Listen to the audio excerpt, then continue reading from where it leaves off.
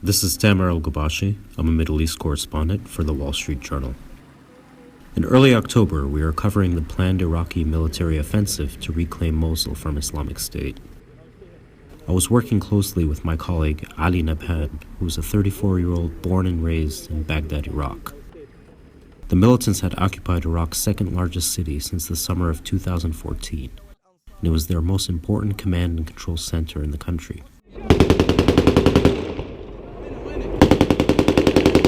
We knew it would be a difficult campaign, and that proved to be true.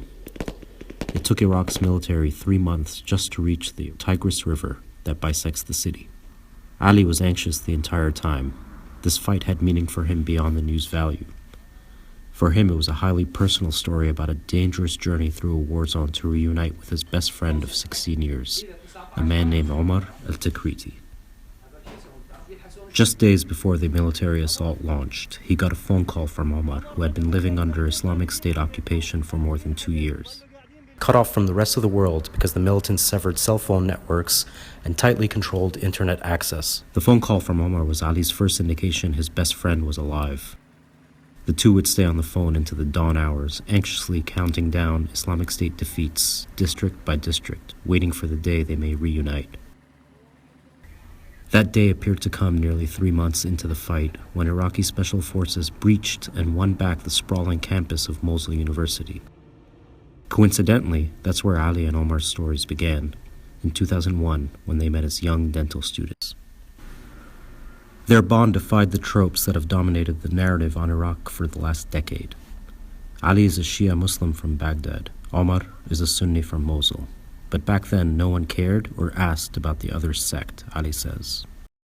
They became like brothers, staying in touch even though the American invasion in 2003 forced a separation that lasted months. Ali moved back to Baghdad, but the friends stayed in touch constantly and met frequently outside Mosul. In 2014, when Islamic State stormed Iraq, their meetings abruptly came to a halt and the phone lines went dead. For more than 2 years, Ali dreamed of reuniting with Omar. Earlier this week, we started a 2-day journey to make it happen. Ali negotiated with commanders of Iraq's special forces to allow us onto the first convoy rolling into Omar's El Shorta neighborhood. There was still fighting going on, but it appeared the militants were about to break, clearing the path for us to find Omar. We were about 200 meters from his street, tantalizingly close, and Ali could not wait. But within hours of arriving in the area, a car bomb barreled towards the convoy, exploding after we had taken cover. Luckily, no one was seriously injured, but the commanders deemed it unsafe for us to continue. The following day, the evidence of the fight was hard to miss. The bodies of dead militants, at least one appearing to be a teenager, littered the once tidy streets of the upscale area. Ali was impatient and urged us to hurry.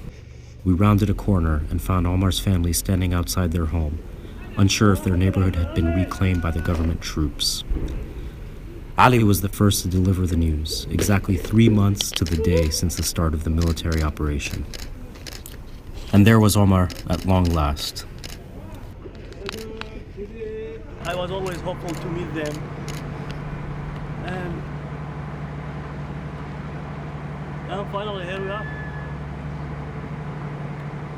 They are liberated, and I was able to reach them. As I promised them always that I'll meet you, don't worry. And I met them, and that this is something I still feel didn't happen. I mean, it's a dream for me. It used to be a dream.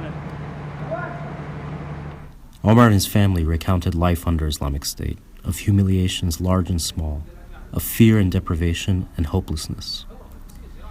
Omar showed Ali the spot on his staircase where he found a weak signal that enabled him to make that call in early October. After a typically hearty Mosul lunch, we had to go. Omar and Ali plan to meet again, and when they do, hopefully it will be in a city no longer scarred by war.